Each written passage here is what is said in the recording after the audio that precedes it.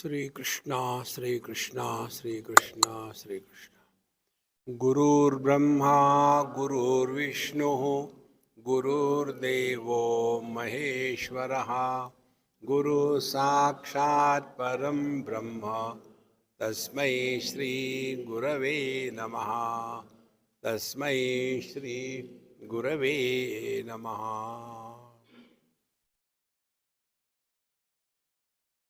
कोई भी क्रिया या कर्म ये जब होता है तो वहाँ काल का निर्माण हो जाता है,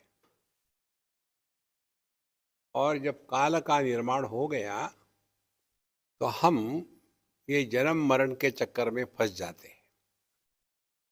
तो कैसे काल का निर्माण होता है? जहाँ गति है वहाँ परिवर्तन है। देखो, तो गति कैसे एस्टेब्लिश होती है? जब सीक्वेंस को हम सत्य मानते हैं। सीक्वेंस माने क्रम। सूर्योदय हुआ, उसके बाद हम उठे, उसके बाद हम बाथरूम गए, उसके बाद नहाए धोए, उसके बाद चाय पिए, तो एक क्रम हो गया, सीक्वेंस।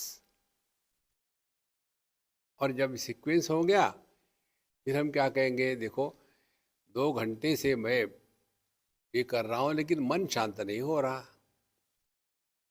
तो पहले ये समझना है कि ध्यान में जीवन माने हम ये सीक्वेंस से हट करके, ये क्रम से हट करके, इस क्रम का जो आधार है उसको ग्रहण करें। देखो, पहले बच्चे थे, फिर बड़े होने लगे, फिर जवान हो गए, फिर बड़े होने लग गए, फिर मध्यम एज आ गया, फिर बड़े होने लग गए, फिर बुढ़ापा आया। तो ये क्रम है, सीक्वेंस। लेकिन इन सभी क्रमों का जो आधार है उसमें कोई परिवर्तन नहीं।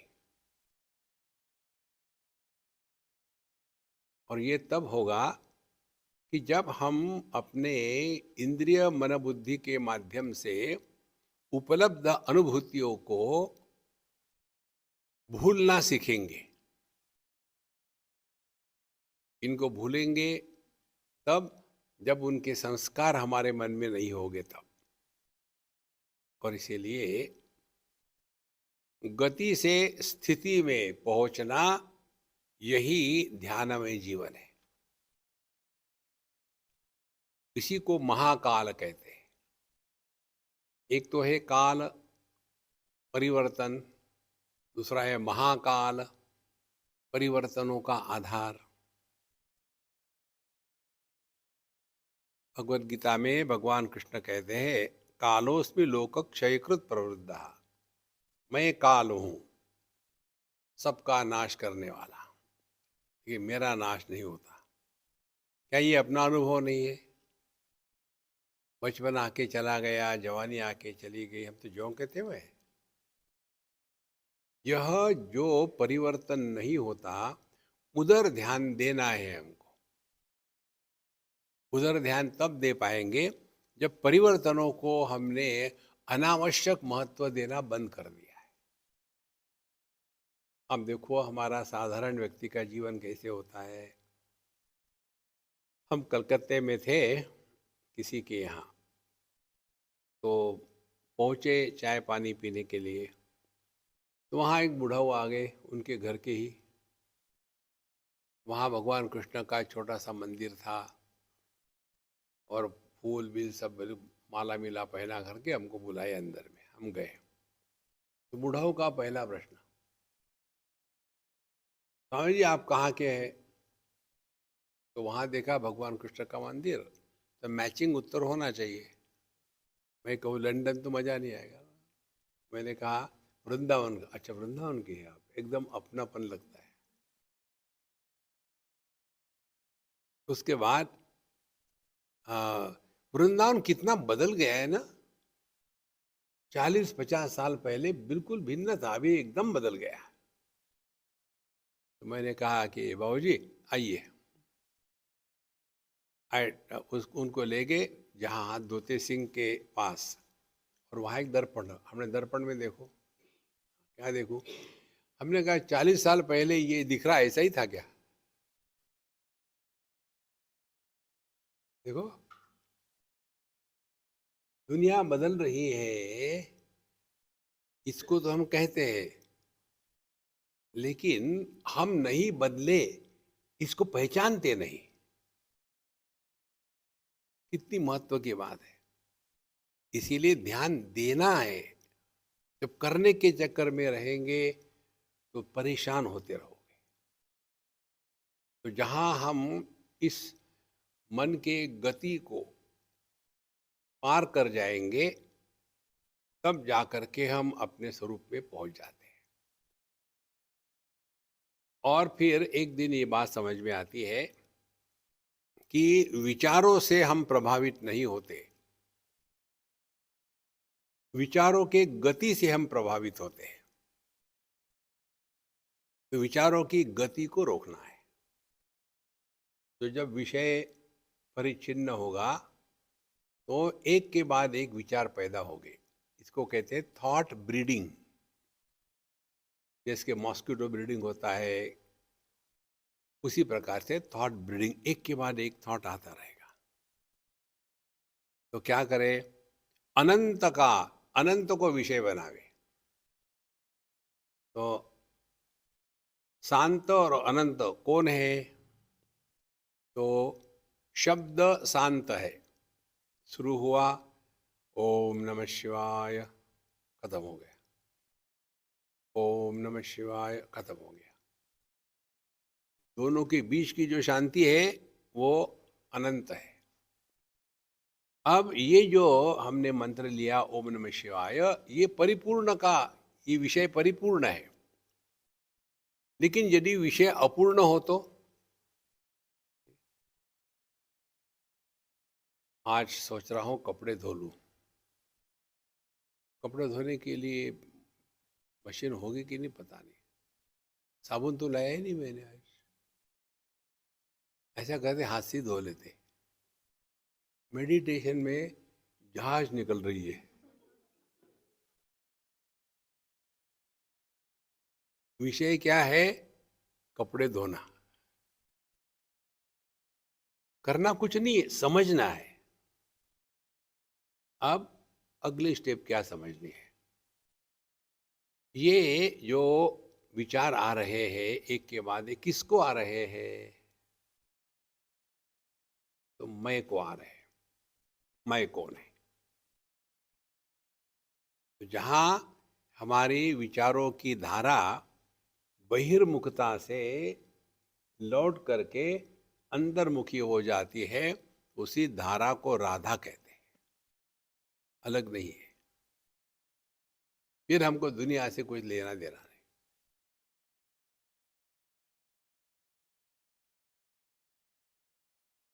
इसको लेकर के योग वशिष्ठ में 3 प्रकार के धारणा की प्रक्रिया बताई है। एक को कहते हैं भूताकाश। अब भूताकाश की धारणा करनी है। करनी है माने कुछ करना नहीं है। आप बैठे हो और अब चित्तवृत्ति निरोध मत करना। विचार हमारे दुश्मन नहीं है। हम गलत विचारों से ही विचारों में फंसे हैं। तो योग्य ज्ञान से ही विचारों के परे चले जाएंगे। चित्तवृत्ति निरोध करके फंसो मत। तो फिर विचार करना है कि आकाश का अनुभव कैसा होगा। इसमें कोई जल्दी नहीं है।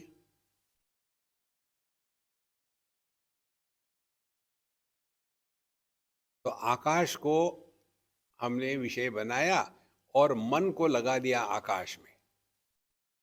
अब ये जब मन है, जब आकाश को ग्रहण करने का प्रयत्न करेगा, तो मन की खुराक होती है शब्द और रूप, इसीलिए शास्त्रों में जो परिभाषा आती है जगत की, अस्ति भाति प्रिय नाम रूप इति पंचअंशकम आद्यत्रयम ब्रह्म रूपम जगत रूपम तथो द्वयम। तो जगत जगत जो हम कहते हैं क्या है, ये है नाम और रूप, और मन की ये खुराक है। बिना नाम रूप की खुराक से मन जिंदा नहीं रह सकता। तो फिर अभी इस मन को आकाश दे दो विषय, आकाश का तो कोई आकार है नहीं, रूप है नहीं, तो धीरे धीरे ये मन तड़पेगा। आकाश कैसे, तो आकाश क्या है, लंबा चौड़ा ऊंचा नीचा, कुछ नहीं, कोई भी पैरामीटर फिट नहीं होते। तो आपने मन को आकाश ये विषय दिया है।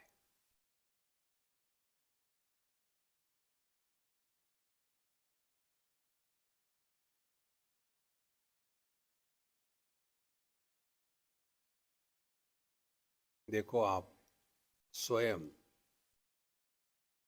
विचारों को बंद करने की आवश्यकता नहीं पड़ी, कोई परेशानी भी नहीं है, क्योंकि मन को हमने दे दिया, आकाश को पकड़ो,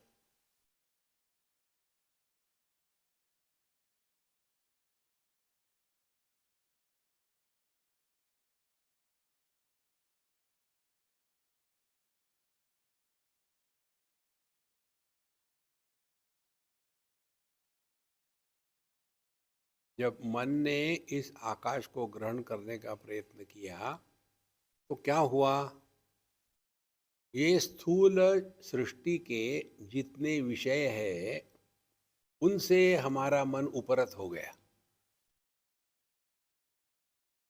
कैसे उपरत हो गया, हम कहाँ हैं गायब, हम क्या है गायब, हम कौन है, हम कब है, हम क्या है, सब शांत।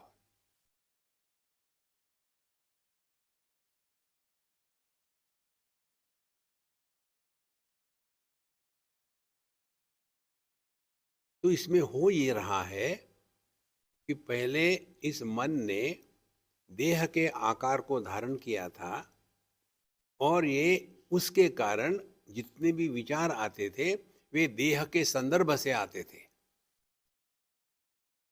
जब हमने मन को आकाश विषय दिया है तो ये जो आकार युक्त मन था, ये आकार युक्त मन धीरे धीरे अपने निराकार स्थिति में पहुंच गया।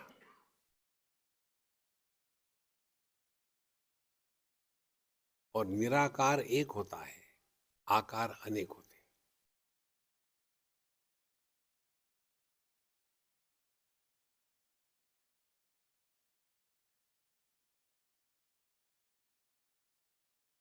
किया कुछ नहीं हमने, क्रिया एक भी नहीं है, क्योंकि जितना कुछ होता है वो केवल मन में ही होता है, शरीर को कुछ नहीं होता, मन में ही होता है। तो हमको मन को मारना नहीं है, मन को डिसॉल्व करना है।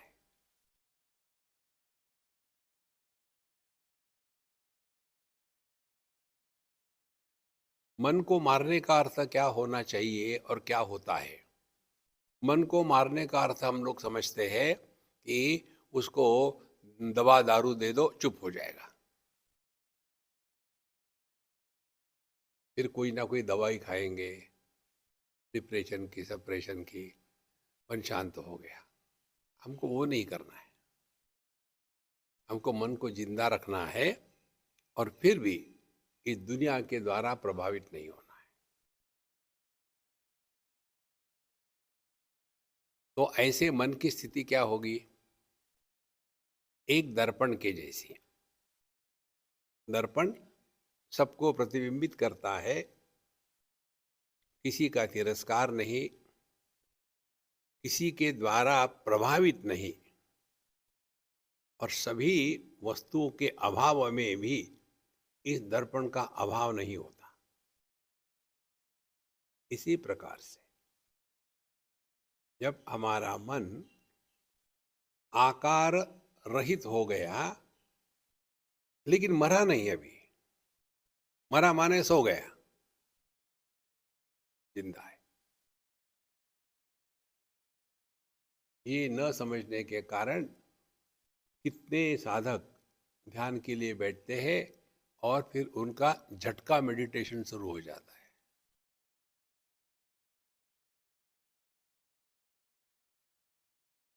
ये झटके इसलिए आते हैं कि वो सो जाते हैं।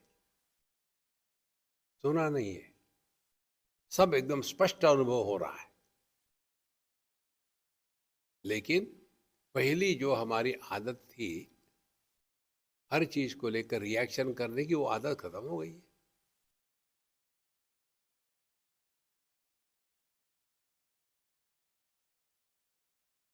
तो जहां हमारा वैयक्तिक मन निराकार को धारण करने का प्रयत्न करता है, तो ये वैयक्तिक मन जो है ये संपूर्ण मन में डिसॉल्व हो गया। क्योंकि ये ऐसा है, इसीलिए ये शरीर मरता नहीं।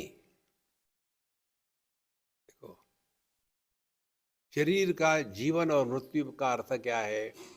जिस शरीर में मन प्रकट नहीं हो सकता, जिस चेतना में जो चेतना मन के रूप में प्रकट नहीं हो सकती, उस शरीर को मृत देह कहते हैं, मर गया हो। जहाँ चेतना मन के रूप में प्रकट हो रही है, लेकिन यह जो मन है यह सामान्य है, कॉमन है। तो ये स्थिति कैसी है? स्विच ऑफ कर दिया है लाइट को, तो उसमें बिजली की प्रकाश के रूप में प्रकट होने की क्षमता है। वो बल्ब फ्यूज नहीं हुआ है, क्षमता है। जब चाहे ऑन करो, लाइट आएगा। और यदि वो बल्ब फ्यूज हो गया हो, उसकी वो क्षमता समाप्त हो गई। इसी प्रकार से चेतना की अभिव्यक्ति जब मन के रूप में होती है, उसी के कारण जीवन के व्यापार चलते हैं, डाइजेशन, ब्लड सर्कुलेशन, सब कुछ चलता है। और इसीलिए ये जो अनेक साधु संत समाधि में जाते हैं ना, उनकी ये स्थिति होती है। बैठेंगे और उनका जो मन है, अब वो मन वैयक्तिक मन से हट करके समष्टि मन में प्रवेश कर गया।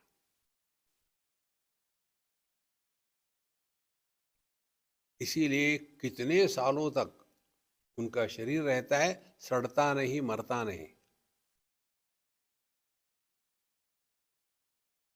आपने एक बल्ब लगाया, हाँ लाइट है कि नहीं देखा, स्विच ऑन कर दिया, फिर चले गए, फिर 2 साल के बाद आए, लाइट लगा, अरे अभी बल्ब है अभी तक, कैसे फ्यूज नहीं हुआ? वो समाधि में गया था। देखो, संत ज्ञानेश्वर जी को एकनाथ महाराज ने 300 साल के बाद आकर के बात करी थी। बल्ब फ्यूज नहीं था। तो इसको ग्रहण करना है। ये जब स्पष्टता आती है ना, तब आप ध्यान करते नहीं, ध्यान में रहते हो। तो करें क्या? बल्ब को स्विच ऑफ करके रख दें? नहीं, ये जीवन कैसा जियोगे? फिर उसका चिंतन करो। यह जब लाइट आता है बल्ब में तो सब दिखता है, यदि लाइट नहीं आता तो कुछ भी नहीं दिखता। तो ये जो लाइट है बल्ब में, वो जगत को निर्माण करता है कि जो ऑलरेडी है उसी को प्रकाशित करता है।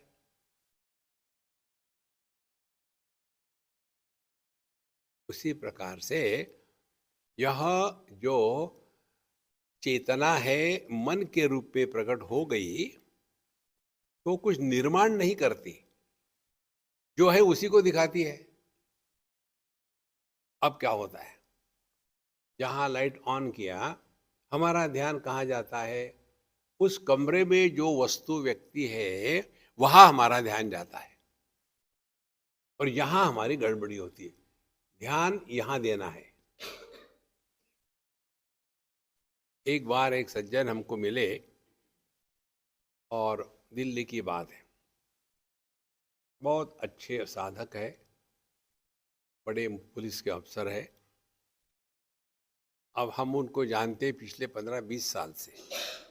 आज तक हमको पता नहीं कि उनका नाम क्या है, वो शादीशुदा है कि अकेले है, कुछ भी पता नहीं। वो आते हैं, बात करते चले जाते हैं। पुलिस अफसर इसलिए पता चला, कपड़े वैसे होते इसलिए, नहीं तो वो भी पता नहीं। और उन्होंने कभी भी ना अपने बारे में बताया ना हमको हमारे बारे में पूछा है। पूरी पंचदशी उन्होंने हमारे टॉक सुने हैं, अध्ययन किया है, पुलिस अफसर है। तो बोले इस समय मैं बहुत ही व्यस्त हो गया हूँ स्वामी जी, तो मैं आ नहीं पा रहा हूँ, तो मुझे एक होमवर्क दे दीजिए, मैं होमवर्क करूँगा, उस पर फिर देखते हैं क्या होता है। ठीक है, रेडी? बोले हाँ रेडी। मैंने दरवाज़ा बंद करो, कर दिया। लाइट ऑफ करो, कर दिया। अब बताओ आपको क्या अनुभव हो रहा है, क्या देख रहे हैं आप? मैंने कुछ नहीं देख रहे, अंधकार ही अंधकार है। हमने कहा देखो ऐसे उत्तर मत देना, समझदारी से देना, तुमको क्या दिख रहा है? बोले अंधकार। हमने कहा सोचा ठीक से? बोले हाँ। हमने कहा गलत। कैसे गलत? दृष्टि अंधकार नहीं देखती, दृष्टि केवल प्रकाश देखती है। हाँ स्वामी जी। लाइट ऑन करो, किया। अब क्या दिख रहा है? बोले इस कमरे में सब जो वस्तु है आप दिख रहे, आपका टेबल दिख रहा है, लैपटॉप दिख रहा है, आपकी खड़ाव दिख रही है, पानी की बोतल दिख रही है, बिस्तर है। बोलो, बोले यही सब दिख रहा है और कुछ? बोले नहीं, इसके सिवा कुछ नहीं है। बोले फिर तुम गलती करोगे, शांति से बोलो। बोले नहीं, बस सब देख लिया मैंने। चाहो तो एक एक वस्तु के नाम गिना दूँ? बोले ठीक है। हमने कहा हमने और कुछ देख रहे हैं, अब आप क्या देख रहे हैं? और हमने कहा हम प्रकाश देख रहे हैं। बिना प्रकाश की वस्तु दिखती है क्या? हाँ, दो गलतियां। और बताओ और क्या देख रहे? और अब तो कुछ नहीं। हमने कहा हम फिर भी देख रहे हैं कुछ ना कुछ, तुमको क्यों नहीं दिखता? बोले आप हमारी खिंचाई कर रहे हैं। नहीं खिंचाई नहीं, कहा हमको दिख रहा है। बताइए क्या दिख रहा है, मैं दिखाऊं? हाँ। हमने कहा हम बिजली देख रहे हैं। बिना बिजली के प्रकाश होगा? बिना प्रकाश के वस्तु दिखेगी? तो क्या हो रहा था, जैसे स्विच ऑन किया वैसे हमारा ध्यान वस्तुओं के प्रति गया। जिस प्रकाश में वस्तु दिख रही थी उसके प्रति हम उदासीन थे, और जब उस प्रकाश की तरफ आपका ध्यान खींचा तो जिसका प्रकाश है उस बिजली के प्रति आप उदासीन थे। क्या ये हमारा जीवन नहीं है रोज का? सोते हैं माने क्या? मन का बल्ब स्विच ऑफ है। नींद में चेतना होती है, लेकिन उसकी अभिव्यक्ति मन के रूप में नहीं हुई। और क्योंकि मन प्रकट नहीं हुआ, इंद्रिय प्रकट नहीं हुए। क्योंकि इंद्रिय प्रकट नहीं हुए तो जगत प्रकट नहीं हुआ। इसमें करना क्या है मुझे बताओ संतो? समझदारी।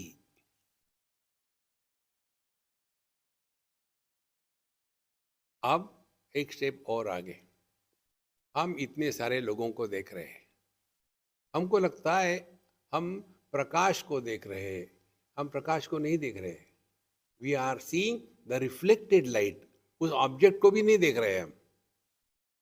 देखो,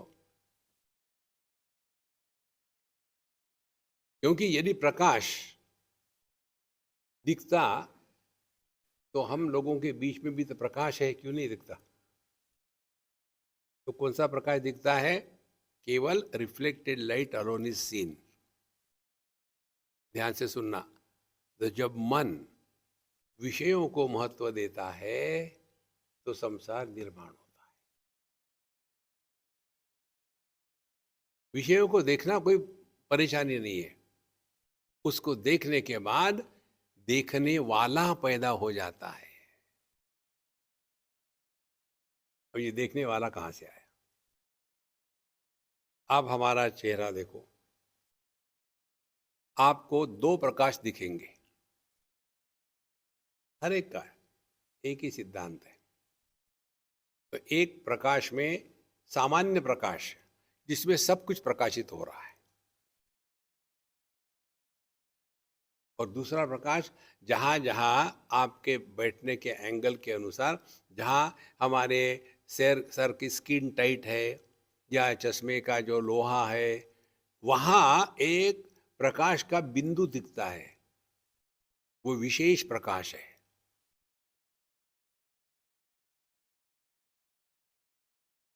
एक रात में दो दो चांद खिले, एक आकाश में एक सर में। तो दो प्रकाश हो गए, एक सामान्य प्रकाश और एक विशेष प्रकाश। तो ये जो विशेष प्रकाश है वो मैं है।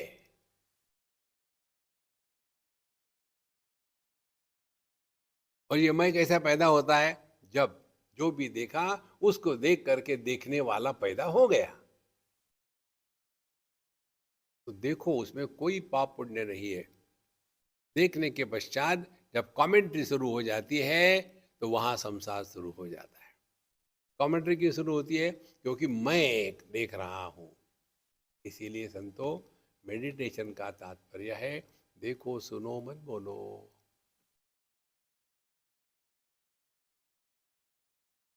आंखें बंद करने की कोई जरूरत नहीं, कान बंद करने की कोई जरूरत नहीं, हिमालय में गुफा में जाने की कोई जरूरत नहीं। वो जितने भी अध्यात्म के मार्ग पर चलने वाले हैं ना, वो सभी की सभी ऑटोबायोग्राफी ऑफ योगी के मारे हुए। हर एक ने पढ़ाई है पुस्तक। और फिर वहाँ कहते रानी खेत में एक गुफा है जहाँ लाहिरी महाशय को बुलाया था महाअवतार बाबा जी ने, और वहाँ उन्होंने मेडिटेशन किया। अब इनके दिमाग में गुफा घूम गई, हम भी वही जाके करेंगे। अध्यात्म देखा देखी नहीं होता, अपने औकात पहचानो। तो एक है, अब तो उनको बदल गए, बहुत बदल गए। उस समय वो उनके दिमाग में था, तो हमें जी, मैं अभी हिमालय में जाना चाहता हूँ, वहाँ किसी गुफा में जाकर के ध्यान करूँगा। तो मैंने कहा देखो, अभी मैं कैवल्य धाम में रहता हूँ और तुम यहाँ आ जाओ, इस पर डिस्कस करेंगे। ठीक है, आ गए। हमने कहा कार्ला में एक वीरा देवी का मंदिर है, वहाँ के पंडित जी हमारे पहचान के हैं, हम आपको एक चिट्ठी लिख के देते हैं, वहाँ चले जाओ। उस मंदिर के अगल बगल में बहुत सारी गुफाएं हैं, खाली है, फ्री है, कुछ पैसा नहीं देना। वहाँ जाकर के एक्सपेरिमेंट करो। डायरेक्टली हिमालय में जाओगे, गुफा ढूंढोगे, यहाँ बनी बनाई है, नेचुरल है, कुछ भी नहीं, वहाँ जाओ। तो बहुत इंथुजियाज्म के साथ पहुँच गए। शाम को 5 बजे पंडित जी ने देवी को बंद कर दिया ताले में कि भाग न जाए, और वो नीचे आ गए। और ये गुफानंद महाराज वहाँ बैठे गुफा में, देखे चारों तरफ अंधकार, किर किर कीड़े की आवाज़ आ रही है, कहीं दरवाजा नहीं, खिड़की नहीं, कोई दिखता भी नहीं, अंधकार है, पानी नहीं, बाथरूम नहीं, 15 मिनट में नीचे आ गए। स्वामी जी वहां तो कुछ भी नहीं है, कैसे रहेंगे गुफा में? हमने कहा उसके लिए है उपाय। क्या है? अब घर जाते समय एक आर्टिस्ट के पास चले जाना, एक बोर्ड पर लिख लेना, गुफा पब्लिक केव, और घर जाके अपने घर के दरवाजे पर उसको चिपका देना, फिर चले जाना बाहर, फिर उधर से आना, गुफा मिल गई। देखो संतो, बाहर का आडंबर हमको फंसाता है दुनिया में। किसी चीज की आवश्यकता नहीं, समझदारी। तो ये हम जब समझेंगे तो हमको कहीं छोड़ छाड़ के कहीं जाना नहीं है, जहां है वहीं रहे। और फिर ये बात धीरे धीरे गले उतरती है कि अपना जो हैप्पी मंत्र है ये कितना डीप है। देखो, सुनो मत बोलो का तात्पर्य क्या है? आप जगत में रहोगे, बल्ब ऑन होगा, उसमें से लाइट निकलेगा और बल्ब का जो लाइट निकलता है वो ऐसा कहता है क्या कि मैं केवल स्त्रियों को प्रकाशित करूंगा, पुरुषों को नहीं करूंगा? नहीं। तो सिद्धांत क्या है? प्रकाशक प्रभावित नहीं होता, ये सिद्धांत। और इसके लिए करना कुछ नहीं है, समझना है। और ये हमारी वास्तविक स्थिति है। जैसे हम दृष्टि से देखते हैं रूप रंग को, तो दृष्टि प्रभावित नहीं होती। श्रवण शक्ति, चाहे भगवान का नाम सुनो चाहे गाली सुनो, कुछ फर्क नहीं पड़ता, श्रवण शक्ति ने अपना काम किया है। देखो, चाहे आपने पेन से राम राम लिखा या किसी को गाली दी, तो क्या फर्क पड़ता है उसको? कुछ नहीं। को संतो, तो यह जो प्रकाशक है, सभी अनुभूतियों को जो प्रकाशित करता है, वो किसी भी अनुभव से प्रकाशित नहीं, प्रभावित नहीं होता। इस समझदारी के जीने को कहते हैं ध्यान में जीना। तो ध्यान क्या है? बैठ करके अपने परेशान हो रहे, कब खत्म होगा ध्यान, कब खत्म होगा ध्यान, और फिर बाहर में बोर्ड लगाएंगे, meditation in progress, don't disturb. Why? We are already disturbed. We don't need external disturbances.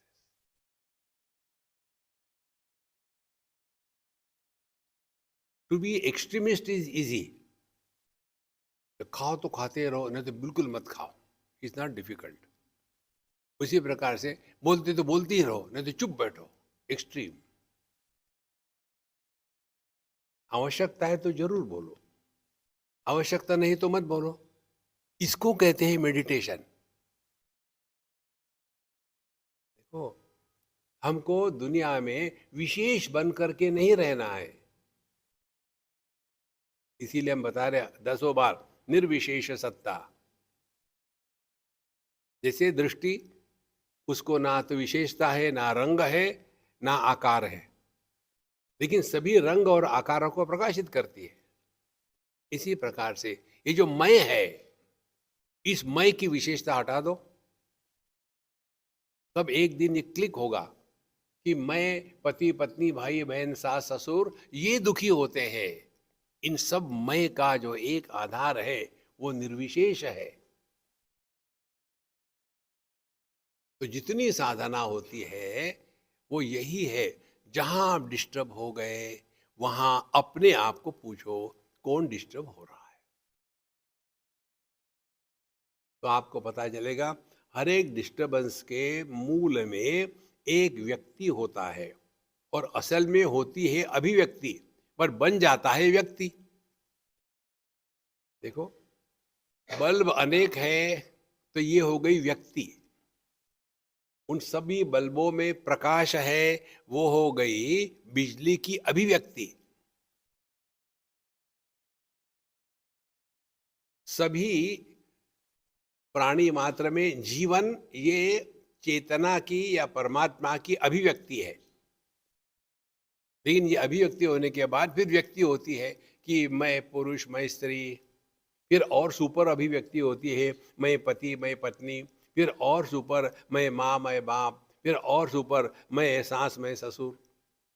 कितने इकट्ठे हो गए, मल्टी स्टोरीड आए, एक के ऊपर एक, एक के ऊपर एक, एक के ऊपर एक चल रहा है।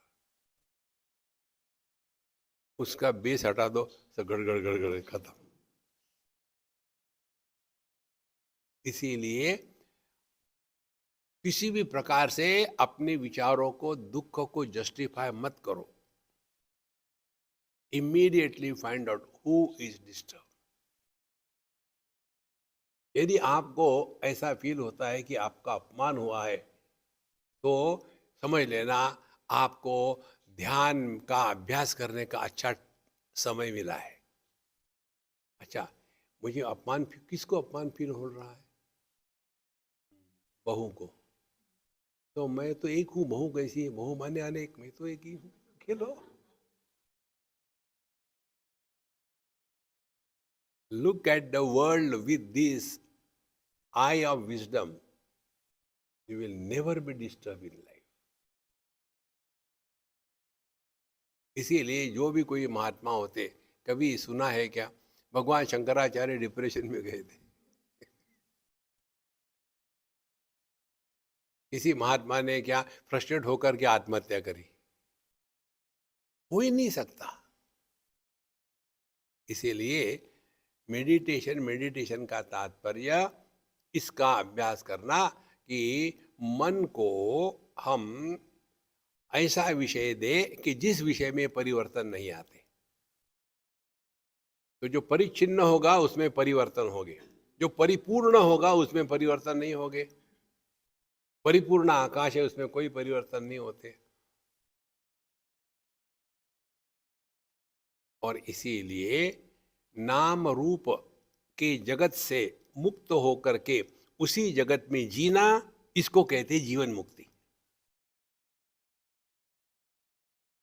तो पानी में कूदना, तैरना, डूबना नहीं, उसको कहते तैरना।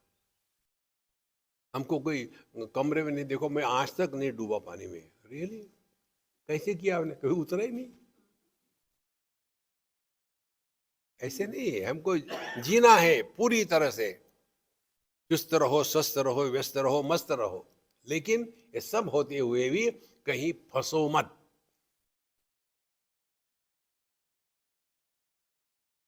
ये बुढ़ाओ लोगों के कपल्स होते हैं ना, मुझे उनको चाबी भरने में बड़ा मजा आता है, टाइम पास हो जाता है। तो एक जगह हम थे कहीं, तो हमने कहा आप इतने साल अमेरिका में रहे, आपको कितने टिकट मिले ड्राइविंग के? बोले एक भी नहीं मिला। कैसे संभव है? बोले बिल्कुल नहीं मिला, देखो मेरा ड्राइविंग लाइसेंस क्लीन है। अब उसने ऐसा कहा तो जो उसकी पत्नी, वो चुप बैठेगी क्या? जो चुप बैठी वो पत्नी नहीं है। कैसे मिलेगा? कभी चलाई है गाड़ी?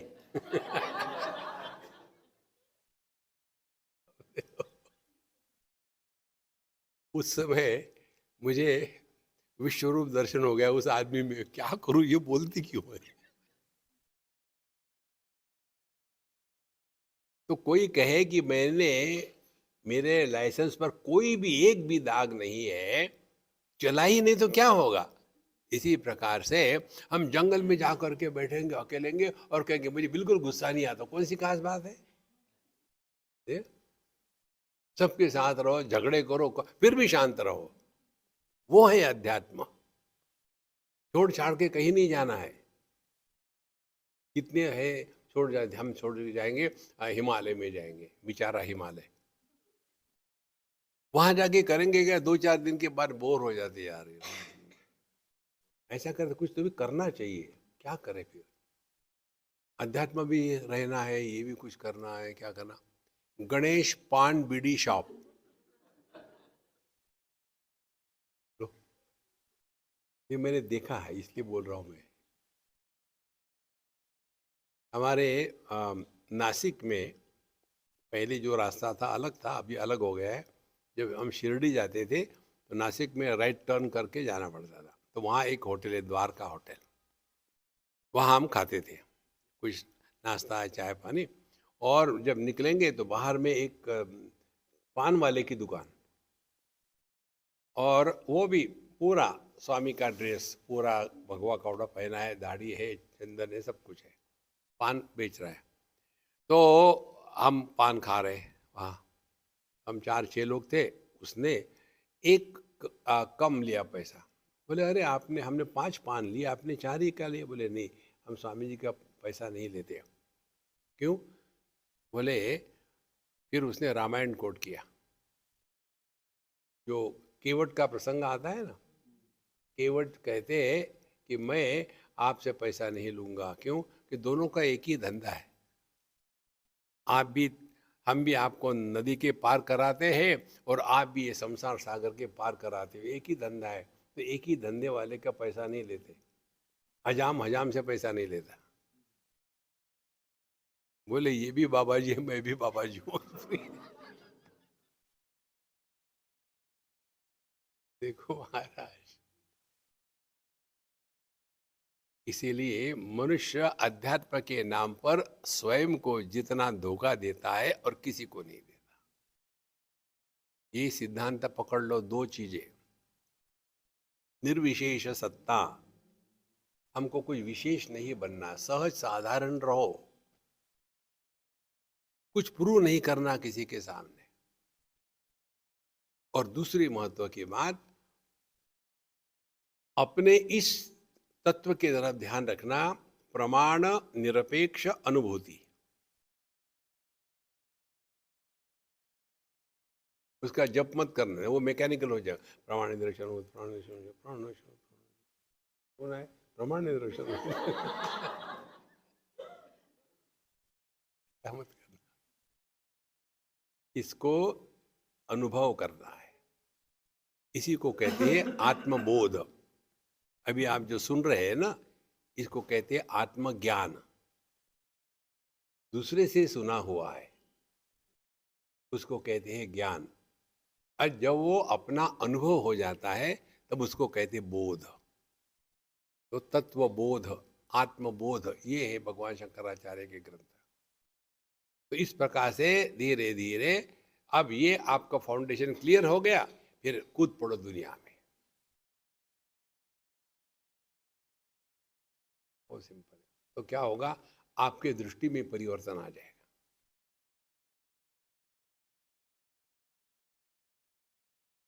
कैसे परिवर्तन आता है? एक लड़का कैपिटेशन फी दे करके मेडिकल कॉलेज में जाता है। क्योंकि वो he is good for nothing. तो पैसा दे करके मेडिकल कॉलेज में गया। जैसे वो मेडिकल कॉलेज में एडमिट होता है, उसी दिन से घर के सभी लोग उसको डॉक्टर साहब कहने लग जाते हैं। DOG SAB, डॉक्टर साहब आ गए, डॉक्टर साहब का खाना, डॉक्टर।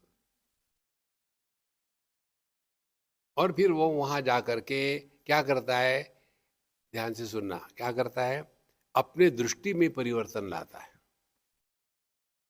पहले वो स्त्री पुरुष, जवान बूढ़े, सुंदर नहीं सुंदर, आवश्यक अनावश्यक, ये देखता था। अब जैसे जैसे उसने पढ़ाई शुरू कर दी, पहले एनाटॉमी, फिर फिजियोलॉजी, फिर रोग है, फिर सर्जरी है, जो देखते देखते देखते देखते उसकी पूरी दृष्टि में परिवर्तन आ गया। पहले देखता था स्त्री पुरुष को, अब देखता है पेशेंट को। दृष्टि में परिवर्तन आ गया।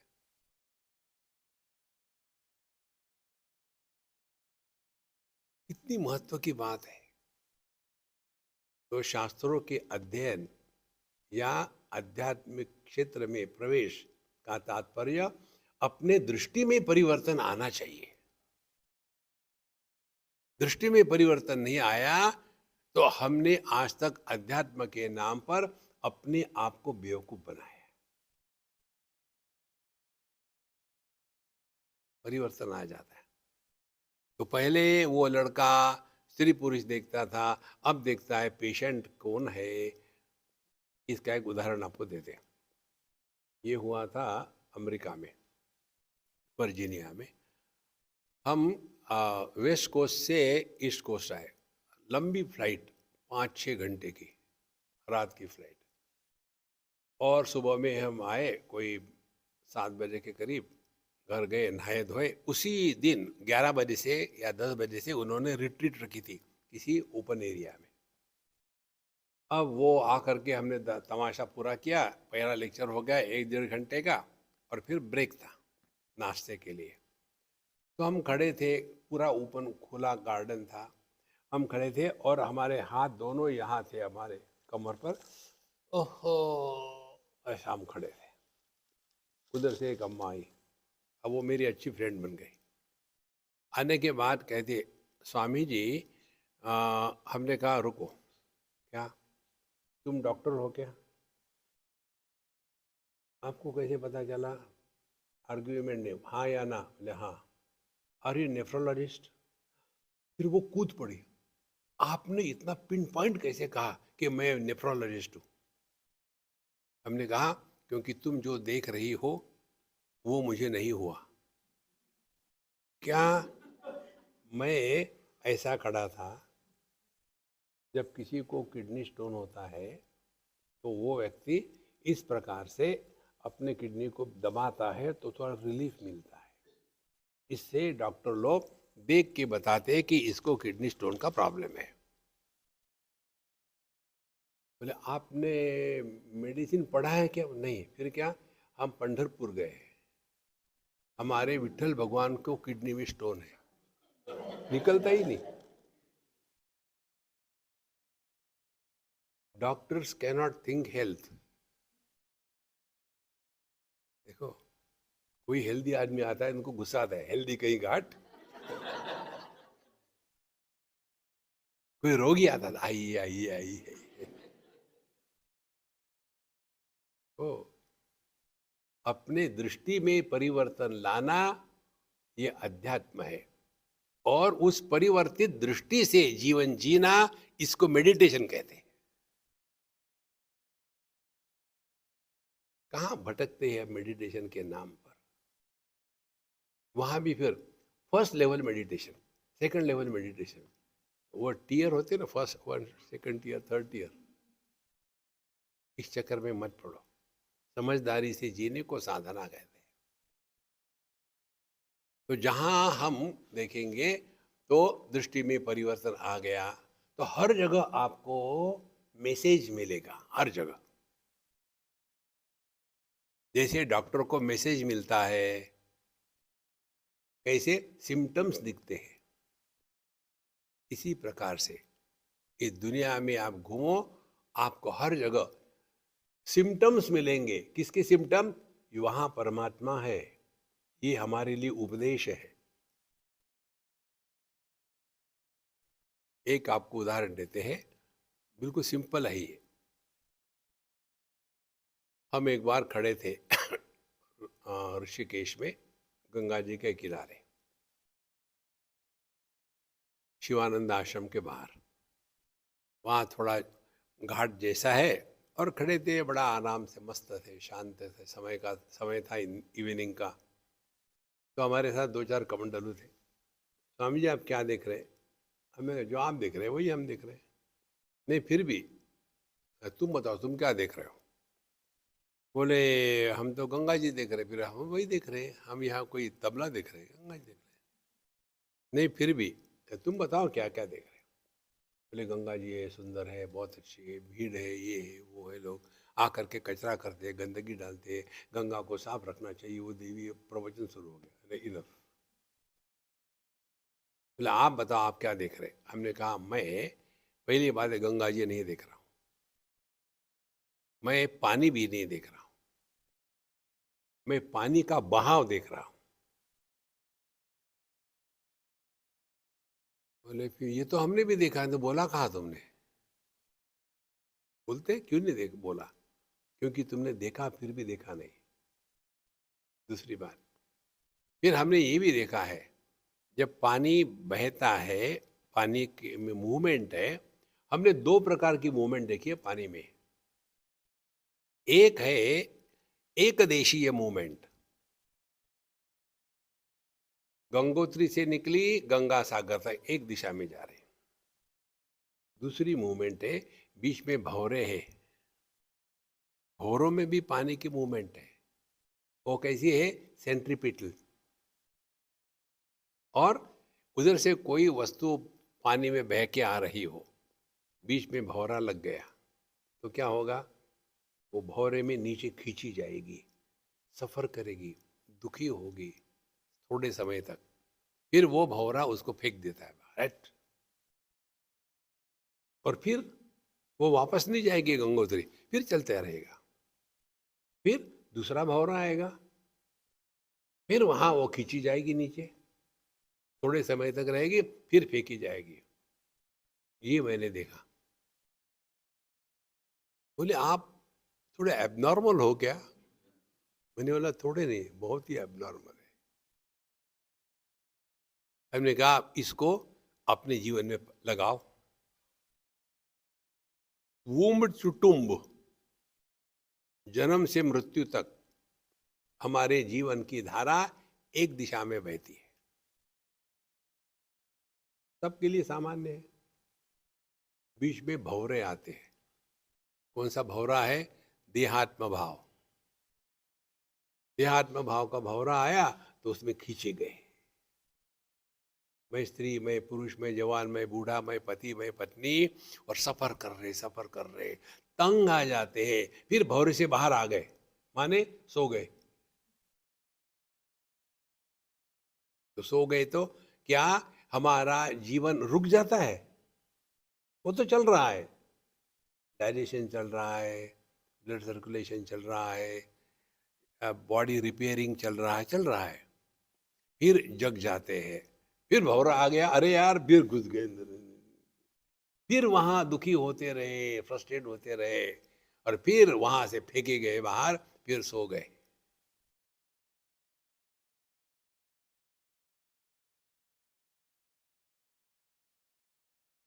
ये जो आपकी स्थिति है ना इस समय, ये भगवान का ट्रेलर है। इस स्थिति में हम 24 घंटे रहते हैं। इसको कहते हैं ध्यानमय जीवन।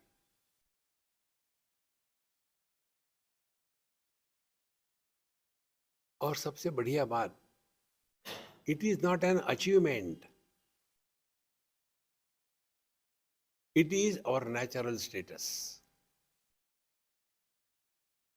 आंखें खोली, देखा, अचीवमेंट है क्या? It's natural. आंखें खोली, देखा नहीं, तो फ्रस्ट्रेशन है। इसी प्रकार से ये हमारा स्वरूप है, हमको करना कुछ नहीं है। देहात्म भाव होने के लिए क्या करना पड़ता है? कुछ नहीं। देहात्म भाव से निवृत्त होने के लिए क्या करना पड़ता है? कुछ नहीं। तो ये तो चल रही है जीवन की नदी, अखंड चल रही है। तो जब भौरे में गए तो भवसागर अब तैर गया, मोहे फिक्र नहीं है तरनन की। देखो कितनी सिंपल बात है लाइफ, लेकिन हम लोग इसी चक्कर में पड़ते हैं। भगवान ने मेरे लिए ऐसा क्यों किया? लोगों के बच्चे कितने अच्छे, मेरे बच्चे मेरी बात मानते ही नहीं, पता नहीं। आप शांत रहो, फिर आपको एक दिन पता चलेगा कि जो पहले हमारी समस्या थी अपने जीवन में, इस विचारों में परिवर्तन आने के पहले वही समस्या सबकी है। देखो बड़े लोग क्या करते हैं, बच्चों के दोष निकाल करके उनको गुस्सा करके सिखाते हैं। अब अपने बचपन में चले जाओ ना, क्या हमने अपने बचपन में अच्छे बुरे काम नहीं किए? एक जगह एक आदमी को किसी लड़की को छेड़ने के कारण उसके कोर्ट में पेशी हो गई, और आदमी निकला 90 नॉट आउट। तो केस खोली, जज ने देखा, तुमने इस उम्र में ये बच्चों जैसा काम क्यों किया? तो कहता है, जज साहब ये केस देखो कब की है। तो ये केस थी 70 साल पुरानी। 70 साल पहले, माने जब मैं 15-20 साल का था, उस समय तो यही करेंगे ना। हाँ, ये तो बात ठीक है, क्लियर। देखो महाराज, ये सब होता ही है। Don't make life serious. हम लोग पत्थर नहीं है, सब आवश्यक है जीवन में। यदि हम ये समझेंगे ना, तो किसी के भी प्रति हमारे मन में राग द्वेष नहीं होगा। और यही परमात्मा की स्थिति है। जो साधु संत है उनको भी परमात्मा आधार देते हैं, जो चोर लफंग है उनको भी देते हैं, उनके लिए कुछ अलग नहीं है। जैसे ये बल्ब, चाहे इसको मंदिर में लगाओ तो ये पवित्र नहीं होता, टॉयलेट में लगाओ तो अपवित्र नहीं होता। धीरे धीरे हम अपने दृष्टि में परिवर्तन ले आते हैं। तो आध्यात्मिक साधना या मेडिटेशन क्या है, पहले इसको समझना आवश्यक है। ना समझी से कुछ करना और समझदारी से कुछ करना, इसमें फर्क होता है। जैसे एक मैकेनिक होता है कार का, वो फटाफट ठीक कर देता है। और दूसरा होता है ऑटोमोबाइल इंजीनियर। ऑटोमोबाइल इंजीनियर कर नहीं सकता।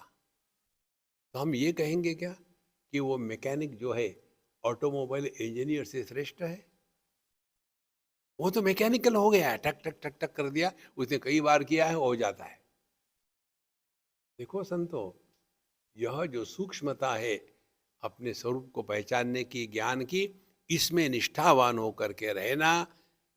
और उसके बाद जैसा जैसा जीवन चलता है चलने दो। फिर कैसे? ना कुछ पाना ना कुछ खोना। देखो, आपको कुछ भी पाना हो जगत में ना, आप परेशान हो गए, कुछ भी नहीं पाना। नहीं तो कितना इतना किया हम, बल्कि लोग सुधरते नहीं। अरे भगवान ने मैन्युफैक्चर डिफेक्ट है, क्या करेंगे? कोई किसी को नहीं सुधार सकता।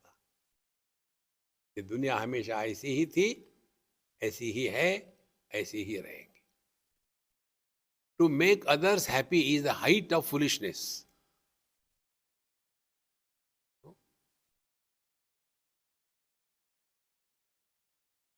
हर एक को अपना अपना चॉइस है। कोई रो रहा है तो रोने दो। नहीं नहीं, क्यों रो रहा है, क्यों रो रहा है, पूछो जाके, बेटा तुम क्यों रो रहे? ऐसे टाइम पास रोने दो उसको, तुम क्यों परेशान हो रहे? दूसरे के जीवन में दखल मत लेना। Unless you are invited, don't get involved with anybody in life. And an invitation also we should have the wisdom to discriminate. Is it worth getting involved or become dumb? जानन अपि ही मेधावी जड़वल्लोकमाचरे। या मुझे पता नहीं है क्या है। हमको कहते स्वामी जी हमारे लड़के के लिए कुछ बताइए ने, शादी। अरे यार, मैं अपने लाइफ में फेल हो गया, दूसरे के लड़के के लिए मैं क्या कर सकता हूँ? इसीलिए किसी भी हालत से अपने आप को डिस्टर्ब नहीं होने देना, इसको कहते हैं ध्यान। हम छोटी मोटी बातें, और सबसे बढ़िया बात, हम बड़ी चीज के लिए दुखी नहीं होते। देखो, कितने दिन हो गए अभी तक मुझे प्रभु के दर्शन नहीं हुए, इसीलिए दुखी नहीं होते। चाय में चीनी कम थी, अरे दरिद्री, दुखी हो। स्टैंडर्ड, हर चीज का स्टैंडर्ड होता है, दुख का भी स्टैंडर्ड होना चाहिए ना। इसीलिए don't justify you are disturb miserable, be happy for no reason. ओम पूर्णमदः पूर्णमिदं पूर्णात् पूर्णमुदच्यते पूर्णस्य पूर्णमादाय पूर्णमेवावशिष्यते। ओम शांति शांति शांति। हरि ओम। श्री गुरुभ्यो नमः। हरि ओम।